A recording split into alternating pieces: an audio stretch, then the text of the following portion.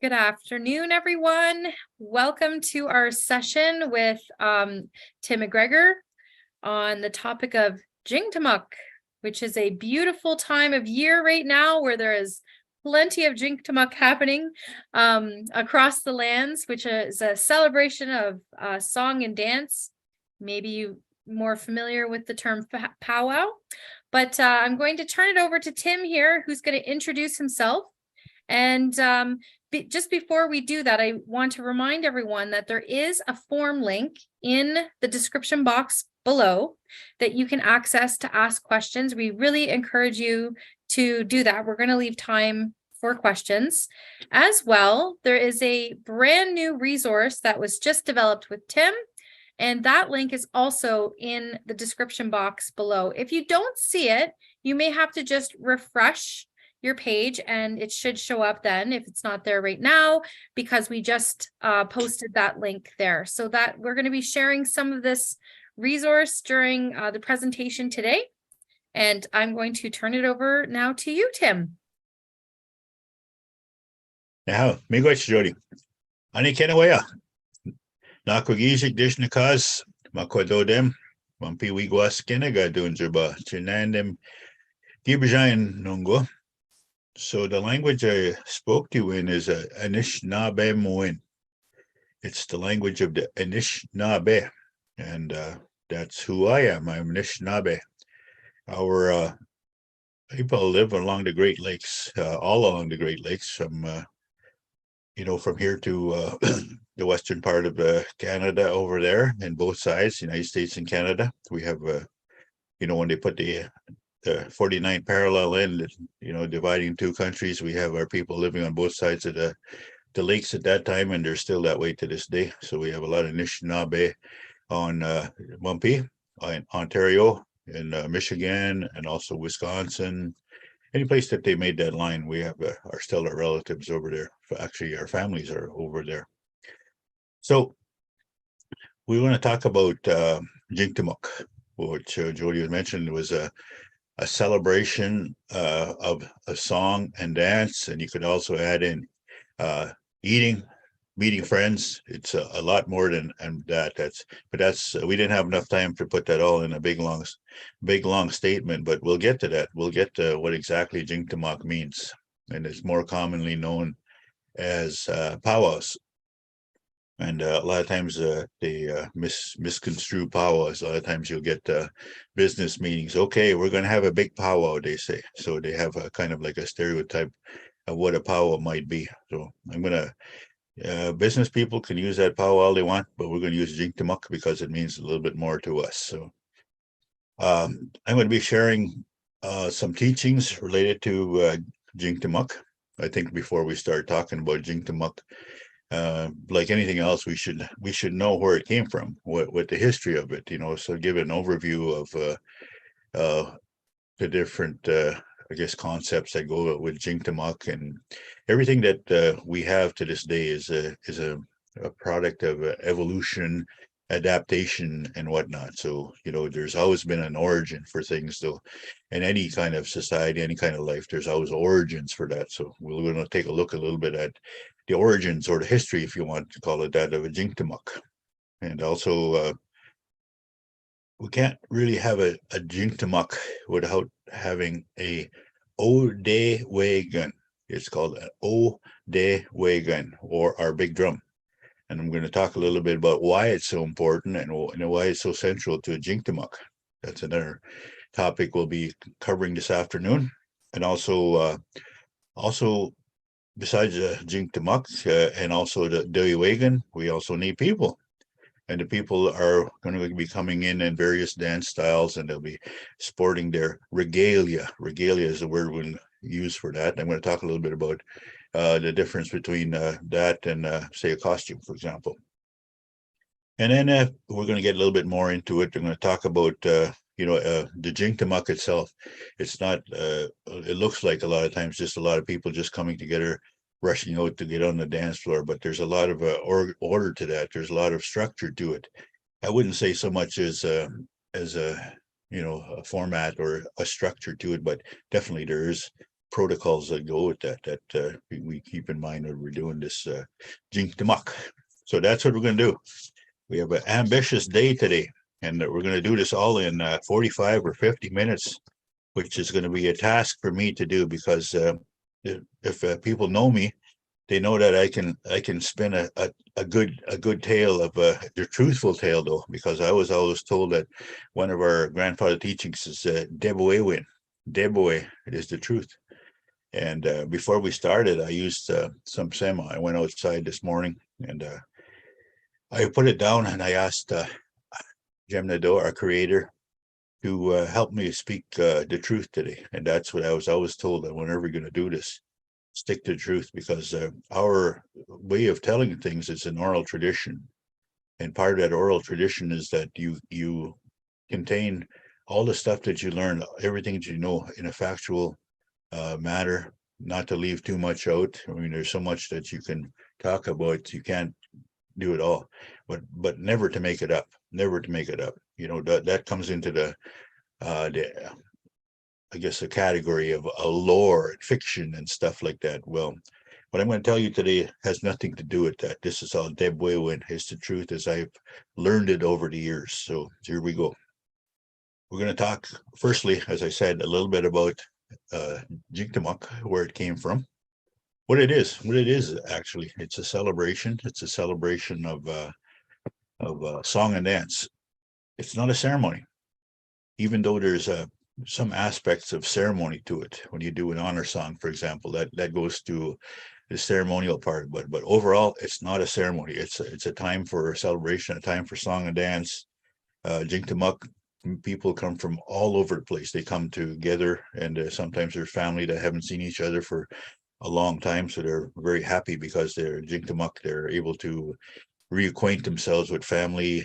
They find out sometimes with a little bit of sadness that some members have gone on to the spirit world. They're taking their journey, but also at the same time, they're also seeing younger relatives that have just been born and things like that. So actually, it's a special time, this Jingtamok. Of course, when you have that many people, you're going to eat. And Anishinaabe people, we like to eat, and we have some really good food. So we get together and we share that also too. It's all about sharing about your stories, about what happened over the course of last year. Over the last little bit, we've everybody's gone through that. We've experienced and been through COVID, for example. That impacted a lot of our communities. Everybody's community has been impacted with COVID. I remember telling my own kids, I said, one of these days we're going to sit down and we're going to tell the story about, hey, do you remember that time we couldn't go anywhere without wearing masks? Well, that's a time. That's a period in time now that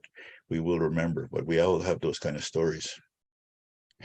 I was going to go outside and do this today, but there's been forest fires in our area, and I think you all know about that, about the quality of air going down wherever you're at. I'm sure it's not the best either. And so same here.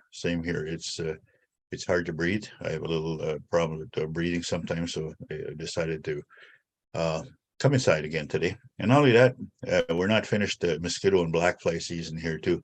I think I've given enough blood for a while yet, so I'm going to let them feast on my blood so far. So I'm not going to feed them this afternoon. So here I am. I'm indoors, and with Jingtamok, it's always better outside, and so that's why I wanted to do it. But be it as may, with the smoke in our area, in this area here, and also the black flies and the mosquitoes not quite vacating yet, I'm inside today. So Miigwech Kinawea Gibishain, that means thank you all for coming. So we're going to start talking about Jingtamok. As you know, as I've told you, it's a celebration, and we're going to start a little bit of that celebration now. Our Jingtamok has been with us forever and a day. From the time we were, tribal entities moving across Turtle Island, and that's what we call our land we live on. North America is called Turtle Island. And there's a creation story that the Anishinabenini have, and it has that this land was created on the back of a shike turtle. And there's a long story that goes with that. And that's not a story for today, but just knowing that where we live on is called Turtle Island. And if you look at it, if you get the outline of North America and including the United States and also South America. If you look at that, it comes in the form of turtle. Like the shape of it is actually turtle, including the tail. So that's our word for Turtle Island. So forever and a day, we've always been celebrating on Turtle Island in different places. So the Pow Wow Jingtamok has celebrations. It has to do with years ago, our ancestors were in battles and with other tribal nations, and also with the settlers that both here and Chimokaman a key. Chimokaman is a big knife. A key is the land, so the land of the big knives was down below us. Always been battles there, and at many times after that, they were celebrating sometimes people that have been killed in battle. They have a celebration of life, and that's not unique. Everybody has a celebration of life. You think about that now. When people in your own families are pass on, they go to funeral homes and places like that, or wherever you have that, and they have celebrations of life. So that's similarly like that. It's not always a time of sadness. Sometimes there's community things that happen with Anishinaabe people. There's we follow the seasons, and there's harvesting. There was a number of times that after a harvest we'd get together and we'd have a little bit of a celebration of Jingtamok within our own families and such like that. We'd have young ones that were starting to come of age. Sometimes they go from into puberty and such, and so there celebrations of Jingtamoks there. So there always was reasons for Jingtamoks, and there was always a reason for these celebrations. And when I was talking about Chimokaman, the horse soldiers with the long knives, after the battles in the United States, Chimokaman the king, there was a man there. His name was Buffalo Bill Cody. He was looking at that, and he always thought it was celebration. He says, to himself, he's an entrepreneur trying to make some money.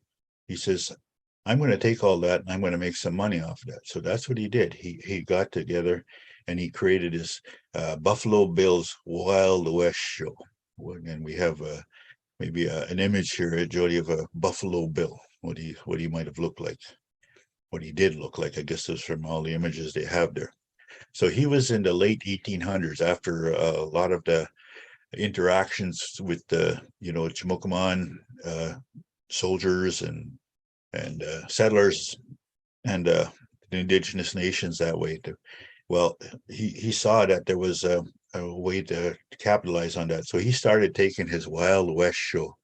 He'd go to the places where people haven't gone west. That would be the eastern seaboard of the United States, and he'd go over there to cities like New York City and Boston and Chicago and places, and put on this great big Wild West show.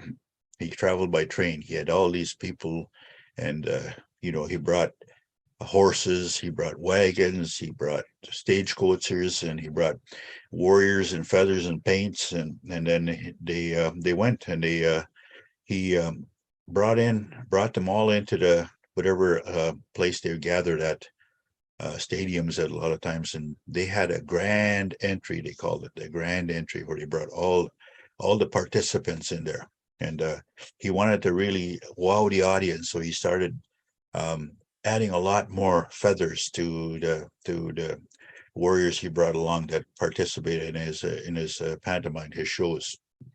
So today, even with our Jingtamok, that is the manner how we come into our Jingtamok too, in the same manner too that they did way back then. They have a grand entry. Only in our grand entry we don't have, well, some places do. In the western parts of Canada, United States, they have horses that come in, but by and large, most of the Jingtamoks don't. Stagecoaches, definitely not. Wagons, I've never seen wagons come into grand entry anymore. But it's mostly the way that the dancers come in. This is the grand entry. So Jingtamok, there's a bit of history for that and where it comes from. And that today, the adaptation and evolution of it is where we're at. So today's grand entry had those origins from Jingtamok. So the Jingtamok we have today had a celebration. It still has that characteristic of celebration, of getting together to dance, to sing, to eat, to visit friends. And it also has aspects of the Wild West show too, with the grand entry. So that brings us to Jingtamok. That's a little bit about Jingtamok. There's a lot more that we talk about Jingtamok, but we'll leave it at there for now. I hope I pique your interest with Jingtamok and the grand entries and the history of it. Jingtamok would, would always get together. People would always get together, but Jingtamok would not be Jingtamok unless we had songs that come from O De Wagon, or the big drum. That's that word means in Anishinaabe when O De Wagon. It doesn't literally translate to the word drum. What it means is O De Wagon. Your heart is Ode. That's the word we have for Ode, is your heart. We come into a season right now where there's berries that are growing and they look like your heart. They're red and they look like your heart. And the word we have for those is Ode Men, or strawberries. So Ode Wagon is also the heart. It's the sound of the heart. That's what Ode Wagon means. And it the word is big drum. And you see a picture here of Ode Wagon. It's the heartbeat of Mishkike Mekwe. Mishkike is medicines. Mishkike Mekwe is that who provides all of our medicines. Everything we need for our lives comes from Mishkike Mekwe. We call that Mother Earth. It's sometimes called Mother Earth. Anyway, the heartbeat from Ode Wagon is the sound, the heartbeat of that, heartbeat of Mishkike, or the heartbeat of our nation. And that's a lot of times you'll get that people will refer that to as the heartbeat of our nation comes from the big drum, or Ode Wagon. And it was a gift. The Ode Wagon, the origins of it was a gift, was given to the Anishinaabe and other nations to make peace between warring nations. So it was given there. There's a story about the original person was given to was a lady called Omame Kwe. And there's a story about the creation of the Ode Wagon. If you're interested, you'll look that up sometime and find Omame Kwe. Sitting around the Ode Wagon are the Naokwegijig, the ones that sing on the drum. Those are men. Those are shkike, or shkike for sure, coming out of their voices. But the word we have for men is nine. Nishnabe nine. That's who's sitting around this drum here. And they're providing songs, and they sit around and they have in their hands, they have Odewe Ganat Tig, drumsticks, Odewe Ganat Tig. And that's what they use to carry the melody, to carry the tune on the Ode Wagon. Now, they know hundreds of songs, literally hundreds of songs that they've learned through their lifetime. They carry that around, and they don't have song books beside them that they follow. We'll turn to page 37 and sing this song. They're called instant recall of the songs that they need, and they know those songs too. They've started from the time they were young, and by the time they get to adults, they know a lot of songs, and they get it. That's part of their life, is to pass those songs, carry those songs. And we go to Jingtamok. Around our men, sometimes if you go to Jingtamok, you'll see that there's women, sometimes a couple, sometimes a lot of them. They're standing around at the back. They form a protective circle around those men, the Ode Wagon, and they make sure that the protocols are followed around that drum. There's teachings that they're given, and they're making sure that they follow those and treat that with Ode Wagon with respect, and also the songs are done in a proper way. And also, they're very good singers themselves too, so they provide backup singing. You might see that at some Ode at Jingtamoks. There are songs for every category and style of dance. These Naokwegijig know these songs, and they have straight songs. They call them straight songs, which is just a song for every style. They have second songs that they have for each style, sometimes third songs that they have for each style. And they'll have special songs, like ceremonial songs that they'll sing. So they're called upon to sing a lot of these songs. So they know a lot about the songs. When you go to Jingtamok, and sometimes you'll listen to the master of ceremonies, the MC, he'll say, we're going to have an intertribal, which means the tribes of the world can come out there and dance. Whatever tribe, whatever nation you come from, you're invited to come and dance. That's an intertribal song. And a lot of times if you listen, the MC will say, you do not have to be in regalia. So listen for that sometimes. If you want to dance sometimes, that's where you'll get your invitation to dance. And it's done quite frequently. It's called an intertribal. And if you hear it and you want to go dance, that's the time to do it. Yeah. Now, dance styles. You might have seen, this is my happy place where I'm sitting right now. I am surrounded by a lot of regalia, and I'm getting ready. I'm going to go to a Jingtamok later on this afternoon. I'm going to leave for going to go set up at a Jingtamok for this weekend. And I have some of my regalia out here. And I emphasize regalia because they are not costumes. This is not a costume. So caution yourself not to call it a costume.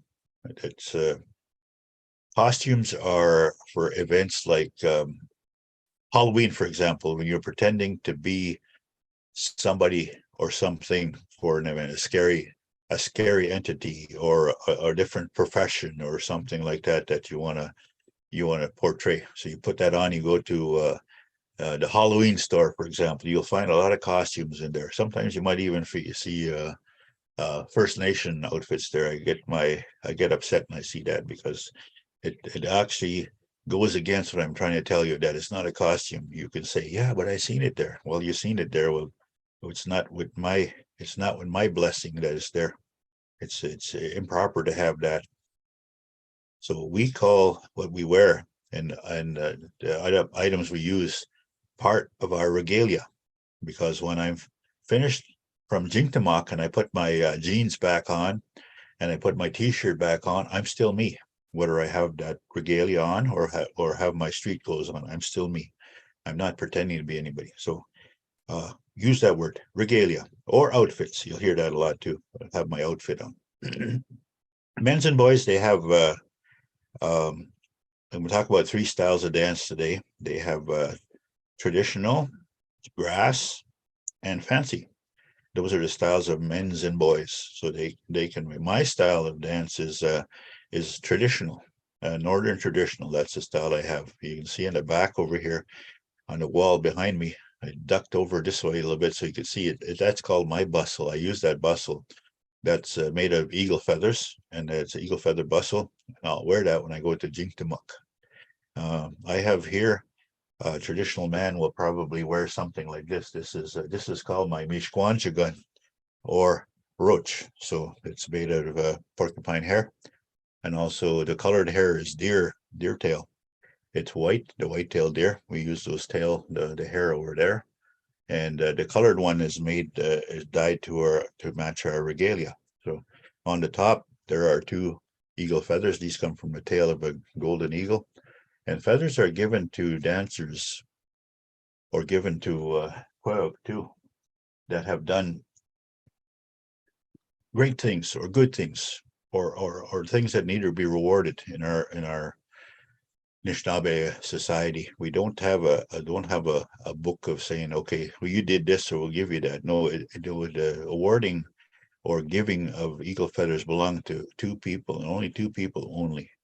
It belongs to the person giving it and the person receiving it. And we have no right to comment on whether or not that's an appropriate thing or an inappropriate thing, because that belongs to the person that's giving it has seen something in that person are giving it to that they in their heart want to do that. So we sit back as observers and look at that.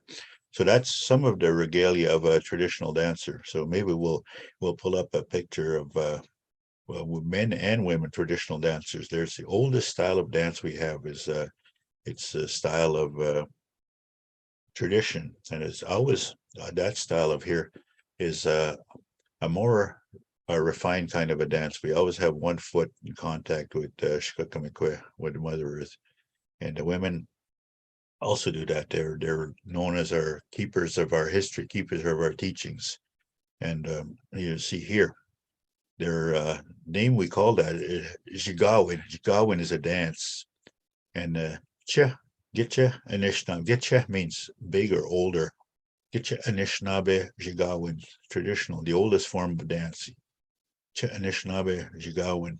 On the left-hand side there, that's a picture of my Gashi, my mom, who is taken a journey many years ago, but she was my inspiration to dance many years ago. And her colors are red, white, and black, which primarily are mine. There's a story of how those colors are connected, and it gives me great honor to see her, that we still know that we have been doing teachings for dance and regalia for many years, and she was the one that decades ago started this and carried it on. And my own children, they're grown up adults now, are carrying this on also too, and smaller ones are picking that up. So this is how our traditions, this is how our teachings get passed on from generational too. So they would that fellow in the middle there, you can see he's a traditional dancer, and that would be me. This is kind of my regalia.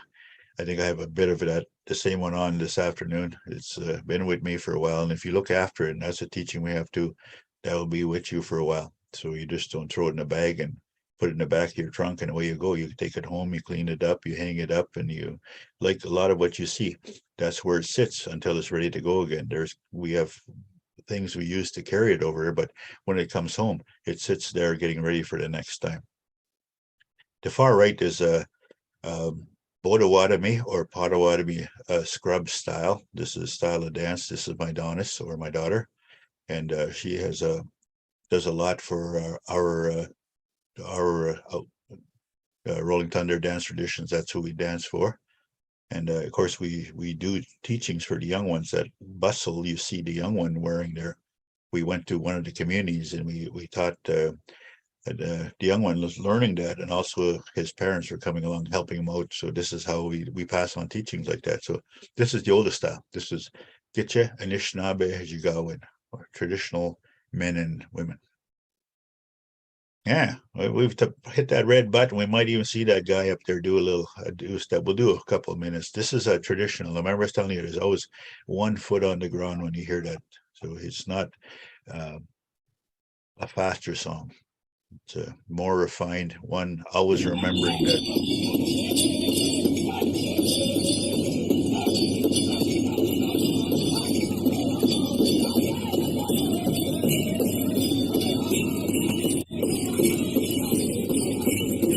Question one time, do you ever practice? Well, this was the time I was doing some practice.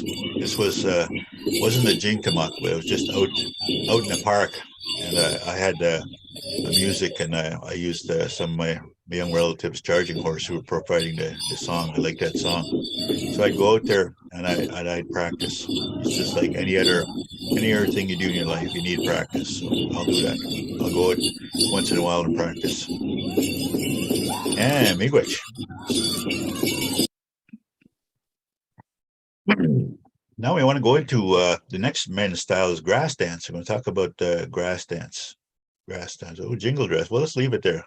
There's grass dance. So, mishkons. Mishkons is called grass. Mishkons sing animid. Mishkons sing animid grass dance. And that style of dance, you see the dancers are wearing yarn and sometimes ribbons, and that flows and it moves like the grass flows. That's what why they get that sound. Many years ago, they were warriors. They still have a grass dance society, and that yarn was actually hair from their fallen enemies. That's how you could tell how great that warrior was, that grass dancer, by a number of scalps of long hair he had on his belt or other parts of him.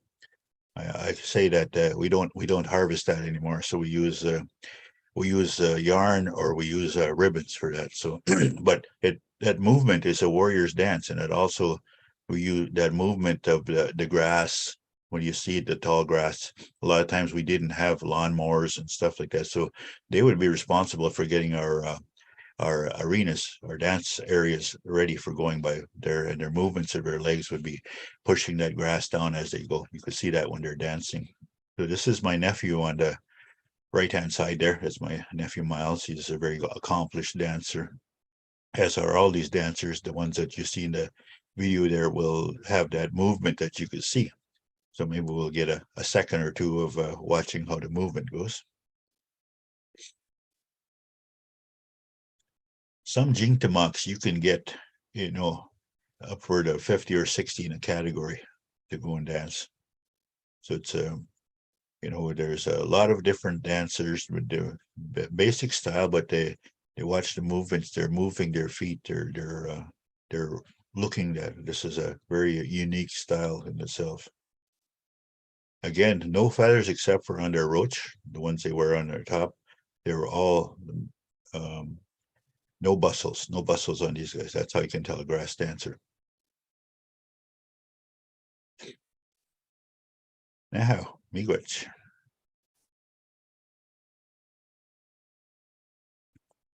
We'll move on to fancy dancers. We'll look at a little bit of next. Well, let's talk about while we're here. Let's talk about Ojigan dance. There, we'll go back to Jigawan. Jigawan again is a dance. So it's Ojigan, jingle dress. And these are our jingle dress dancers, and that's a healing dress. They call that a healing dress. And it came from northwestern Ontario. And there was a story that goes with that, a teaching that goes with that, about a grandfather whose granddaughter was very, very, very ill, and he had was praying a lot, and he was praying, and he got a dream, he got a vision one night of this dress, and the instructions were to make it. So he had his family make that, and they put that on that sick granddaughter, and they took her around, and at first they carried her around, and they went to a few more Jingtamoks, and then she was able to get around slowly with aid, and then again after some time she was able to move a little bit more, and then she was able to dance freely after a certain period of time. So the dress actually was healing her. So she went on to be an older Nokomis who danced for many, many years and gave many, many teachings on the jingle dress to a lot of the dancers. And they are called upon a lot of times in our Jingtamok for helping people. Sometimes the protocol there is you can take some sema or tobacco and give it to them, or ask them to help yourself or your family member who maybe needs some healing, and give it to them, or a family, or then give it to them, and they'll dance, hold that in their hand while they dance. So that's why it's called a healing song. Those metal jingles on their dress originally were made from snuff can lids. The fur traders back in the 1800s would like to chew a lot of snuff, apparently, and they had round metal lids on them. So they flattened those lids out and rolled them up and made these cones. So they had that's the origin of these jingle dress from. So that's the jingle dress here. Next style we want to get into. Let's watch a little bit of the jingle dress dance.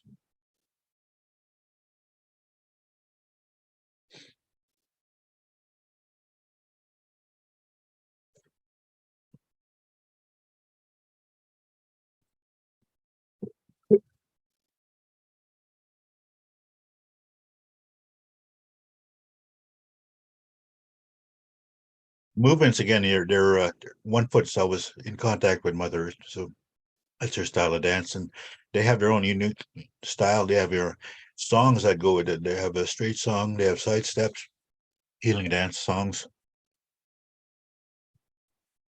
Depends what the circumstance call for. And miigwech. We'll go into another style of dance. It's fancy dance. We can go with the men's fancy dance. It was again a war dance. It was called at one time. That's what it was called. It came from actually Oklahoma. It's well known as the Oklahoma war dance. and you can see that if you look behind me, there's on the wall. Those are my grandson's bustles. Those are fancy bustles back there. Two of them, top and bottom.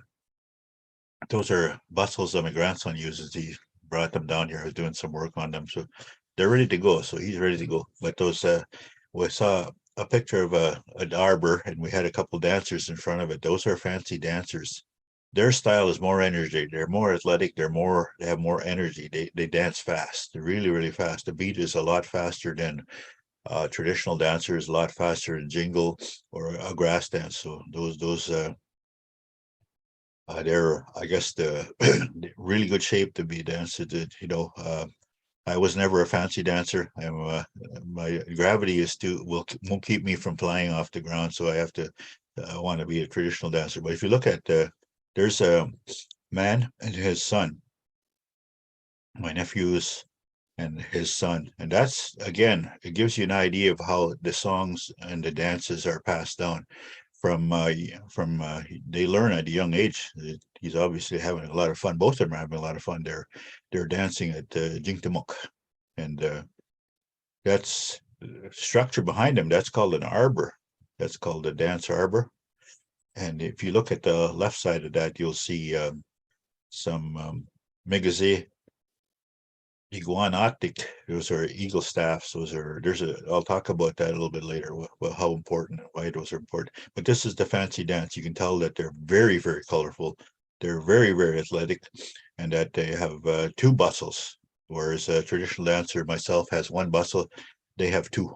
And maybe we'll get the YouTube up here and have a quick look at the speed that these guys dance with.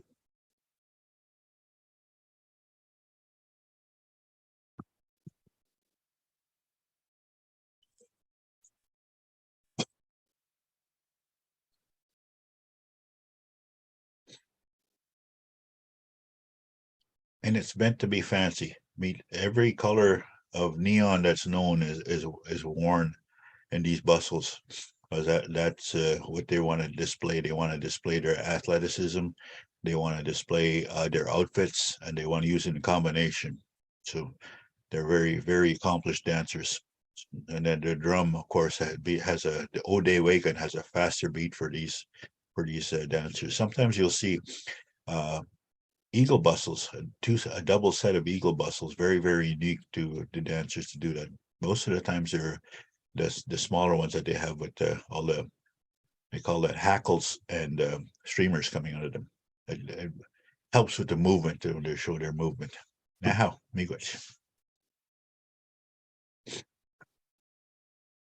In the 1950s, the ladies decided that they wanted to be fancy too. One lady in particular, the story I was told was that in 1950 she disguised herself as a male fancy dancer because she wanted to dance faster than a traditional dancer or jingle. So she put the outfit of a man's fancy dancer out.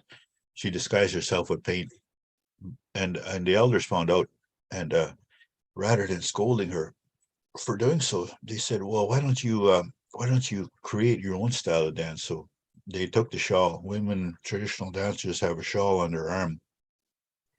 She took it and stretched it out and put it over her shoulders and started carrying that. And they're just like the male counterparts. They're very, very elegant. They're very fancy. There are a lot of colors are used for those. They want to stand out, and they're very athletic too, also. And the style, they say, is that it emulates a butterfly at times floating across the the grounds and stuff. So that's what the name of that actually is Meme Guahing Eshigat. Meme Guaning Eshigat. Meme Guan is a butterfly. So that's the name of it. It shows that style is that they're moving. It's very athletic, just like the men, very athletic, and that they want their outfits to stand out. So they use a lot of vibrant colors, neon colors, bright colors. That's the style. The fancy dance is exactly as it says. It's very fancy. So those are our styles of dance, and every category has songs.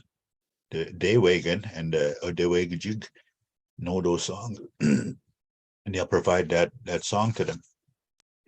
So they have to know songs for each. Like sometimes there's a straight song. A straight song means it's just what it means. It's just on beat, go ahead.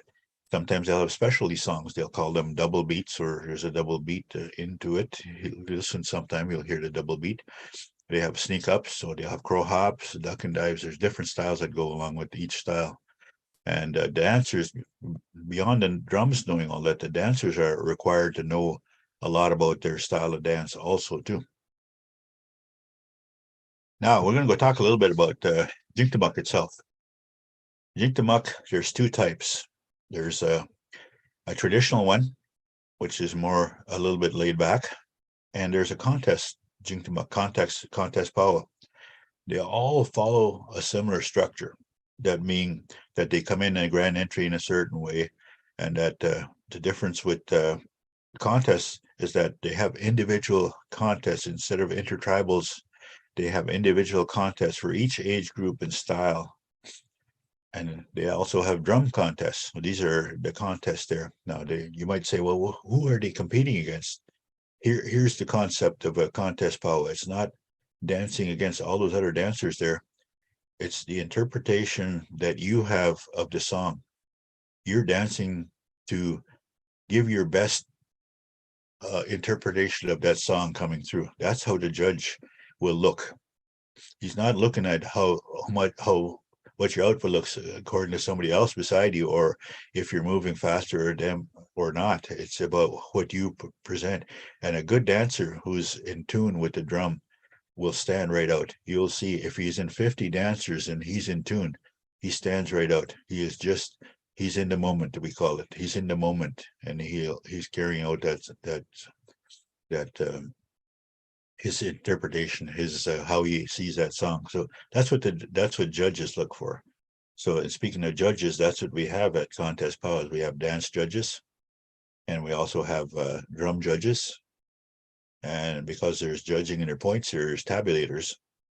And then finally, at the end of the day, at the end of the weekend, there's prizes given in according to a prize structure. So that's different from a traditional Pow Wow. Traditional Pow Wow doesn't have any of that, but they all have a manner of coming in. They all have the same type of staff.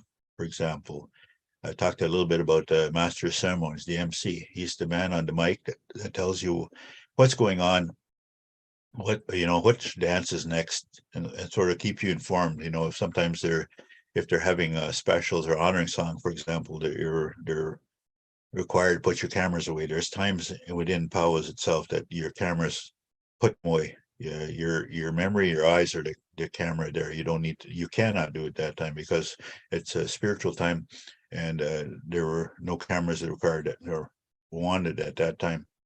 So the MC will tell you that. The arena director is the one who walks around all the time. When they come into grand entry, he'll line up the dancers according to their styles and according to their ages.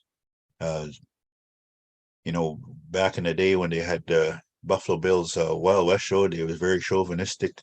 They put all the men first and the women came in after. It's still the same way. They have it there. And nobody gets too upset over it because the women have a very special place within our Jingtamok. They're not, they have to have more influence of what goes on. So it's just a matter of the order it comes in. We have a head veteran. He's responsible for all eagle feathers out there. That most people are told, their MC will tell you, tie your eagle feathers down, make sure they're on tight. And if one happens to fall, it require a veteran, someone who's served, to assist, to help to pick that up. So he's got a very responsible role up there, a very important role within the Pow Wow. To lead the dancers, whether it's a traditional Pow Wow or a contest Pow Wow, we have head dancers, male and female. They're usually a well-known dancer, well-renowned for knowing all the dances, and they're required to bring all the dancers in all the time, and all day long. They're needed out there to lead every song. It doesn't mean they have to dance them all, but they have to lead them, and they'll look around. Experienced head dancers will look and see a lot of people are dancing, so they'll take time out and go get something to drink or have some cold water or something like that. So they just, but if there's nobody there, they have to be out there to do that. Grand entry order is the oldest to the youngest. It's men's styles. They'll go with men's traditional, men's jingle, and then men's fancy in that order. And the boys in the same order. Women's will go traditional, jingle, and fancy, and then young girls in that order, youth and young people in that same order too. That's the grand entry order. Every pow will have the same thing. Within our pow, there's an arbor, and leading in our grand entry, we'll have eagle staffs or migasi miwanatik eagle staffs. That's what they mean, and they're the flags of our nations. Those are the ones we bring in here. Every community pretty well has one, and when you bring them in, those are the ones that come in first that lead all the dancers. It says that the spirit from the eagle, from Megase, is coming into this area here, into this dance arena, and the dancers are following. And to keep that spirit there, they're posted. They're posted outside the Gitchitoa Ob Winnegan, Gitchitoa Ob Winnegan, or the arbor. Inside the arbor, underneath of it, that's where you'll find a lot of the day wagons. Old day wagon will be singing there all day long. And again, these are very happy dancers here. They're doing something called Inimida. Inimida. They're dancing. And dancers are known as Animejig. Animejig. So those are over there too. There's a guy there with just civilian clothes on with blue jeans and a black shirt there. I know that guy. He knows some stuff too. He's always in these videos there. I know that guy. Sometimes he knows what he's talking about. Anyway, those are very important, our eagle staffs, and also where they go on the arbor. Sometimes with communities, they'll bring flags in. They'll call the Migasi Miguanatig, or those are the flags of our nations. But other times, we'll also bring flags too. These a couple of pictures there.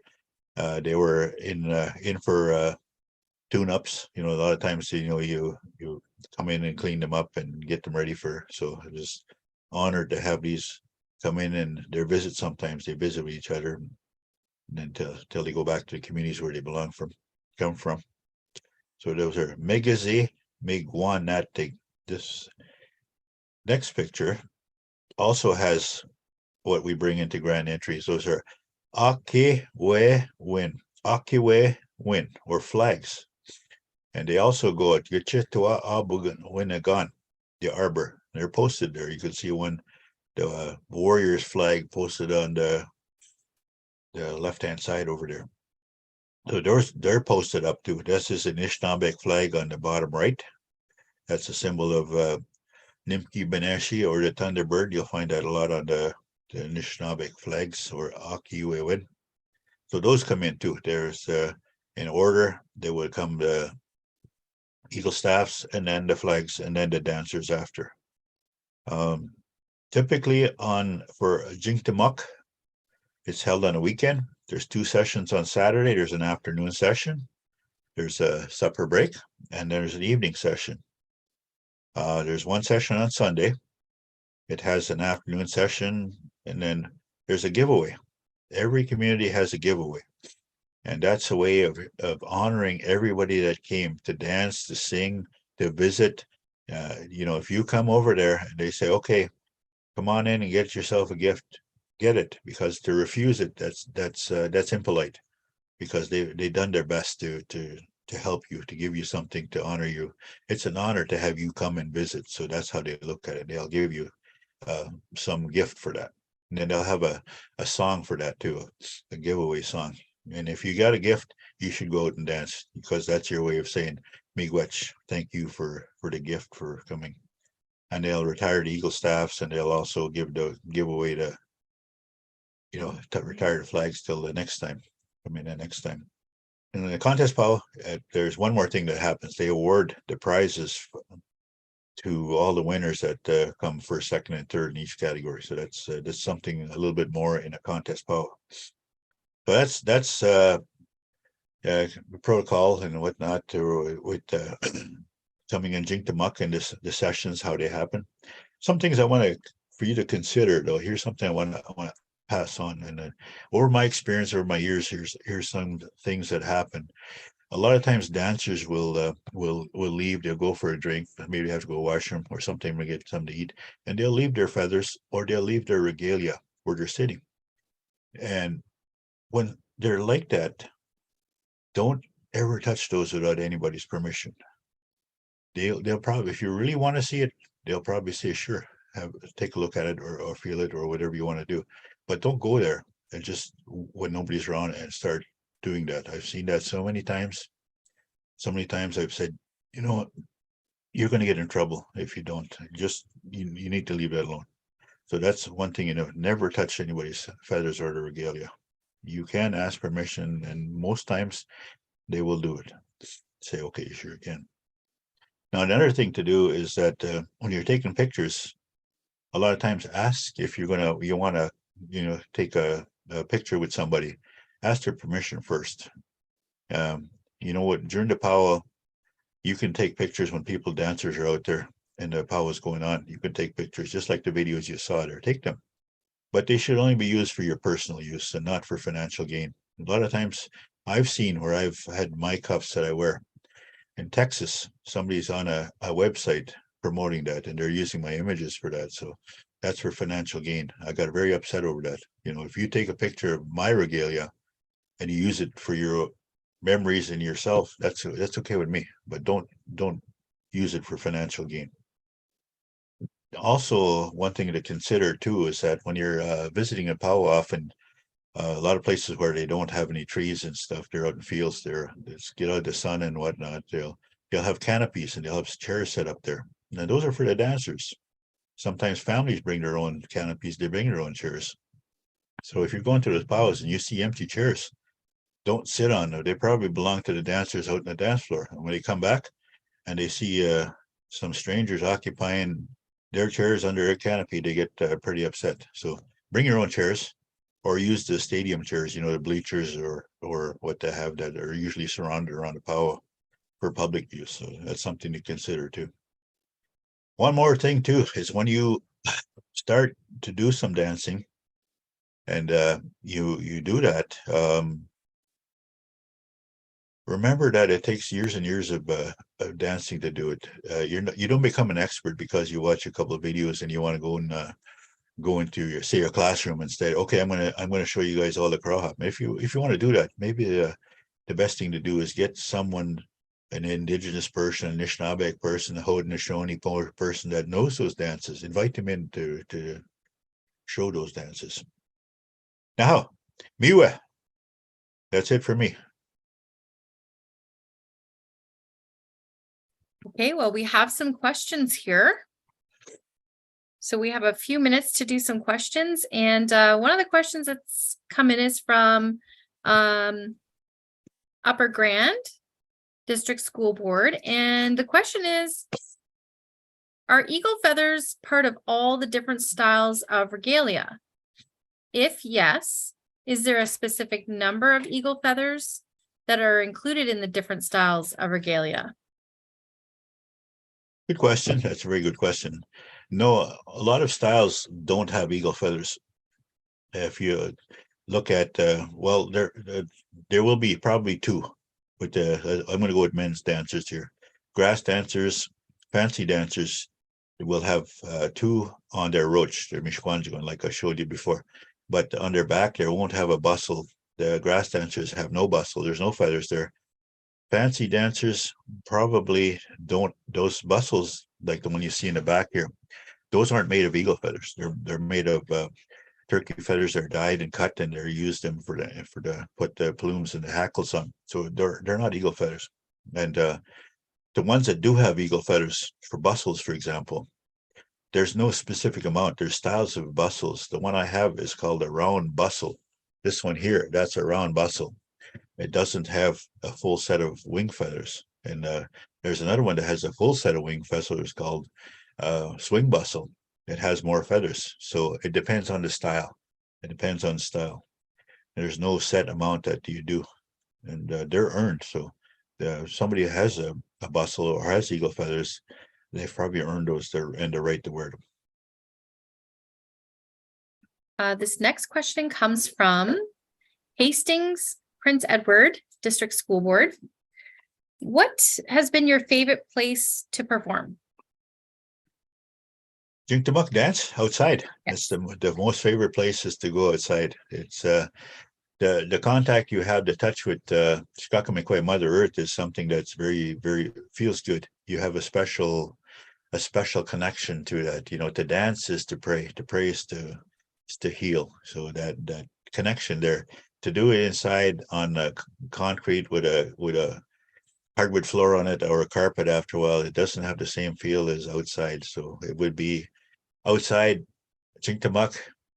Anyone outside Jingtamok is my favorite place.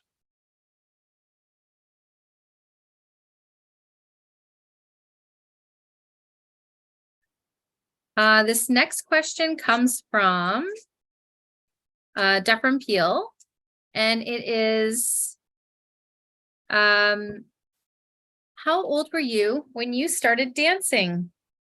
Yeah, that's a good question. That was a long time ago. That you saw earlier in the traditional dancer, that was my mom. And she would take us dancing many, many years ago. This was years ago. There, if you think about it now, and you go to Powers, they have 25th annual, 26th annual, 30th annual. So in relative terms, that's only in the late 90s that they were in our area, this area here, Southern Ontario and stuff. Wikwem Kung on Manitoulin Island is the oldest, with about 55 years old. Some of the ones in the States have been around for 100 years and stuff. The Jingtamoks, the Powers. And back in that day, we had to go to Michigan, Upper Peninsula, Michigan, to get the Powers because there's none in this area here. And I've been dancing. It took as a young person to go dancing. When I got into my teens, I stopped for a number of years, and I raised a family and worked and all that sort of stuff. And then when my own kids started dancing, that's when I started again. So I left it alone for a period of about 15 years and then started again. And I've been doing that for well over 3 decades now. So it started when I was just like that young person you saw with the fancy dancers, where the man, the father and his son. Well, that was pretty well me when I was out there. I was about that young too. And then we'll just do one last question before we wrap things up. And the question is, have you ever been a head dancer, and would you want to be?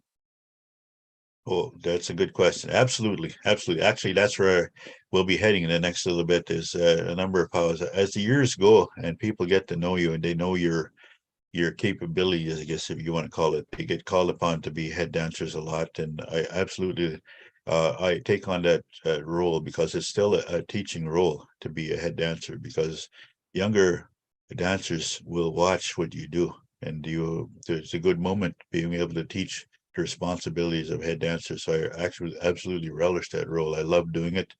I do a lot of dancing anyway, so just to go out there and do it, yeah, I've been head dancer for many, many times at many Jingtamoks in different areas, and I have my young nephews, and we call everybody that's younger than me with Anishinaabe, the young men are all my nephews, even if they're not blood related, because that's how we look at it. They're either nieces or nephews. So when I say nephews, it means that I have a lot of nephews that I've helped be head dancers also too, and give guidance to. Perfect segue. Yeah. So this is again talking about teaching the young ones. My nephews, it's never too late. I teach traditions. I mean, this is exactly what we're doing today. We're talking about passing on teachings of Jingtamok, and you guys there, this group this afternoon, are not exactly little ones, but you were one time, and this is how you learn to where you are today. You've learned everything. You've helped you get where you are today. You've learned that someplace from somebody. Well, this is the same what I see with Jingtamok and traditions of being an Anishinaabe. You have to pass that on to the little ones, and little ones, that's how they learn. And one of these days, the little ones you see on the right will be the older one that's on the left, passing on those teachings. And that's how it's been with our people for generations.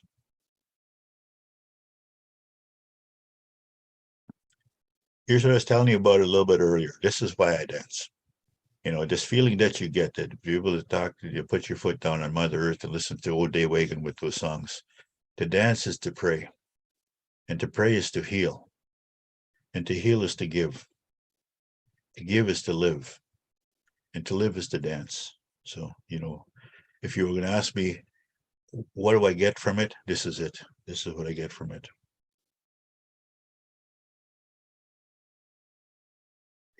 Well, we want to thank everyone for joining in this afternoon and learning just a little bit about Jingtamok, and hopefully maybe this summer you'll get out and experience a powwow. We really encourage you to do that. It's an incredible experience. And as we finish off here, I'll just turn it over to you, Tim, to give some last words for this afternoon. Julie. Shimdado Naokwegijig Dishna Cause Makwadodem, Mampi Week West Kiniga doing Jama. Shimigwetski, Ginandam the Benojik, Quack, Giberjain Nampi, Kenamage, Bungi, Jingtamok. Migwet Shimdado, not motion, Beskabi, Kenamage Ode, Migwet Shimdado. So what I said was, I thank the Creator for giving us this time, for allowing us to share a little bit about Jingtamok and some of the things, and also that to help you back to your classes again. Keep you safe. Keep you safe on your way home. Have a good weekend. Miigwech Kinewea. Thank you all.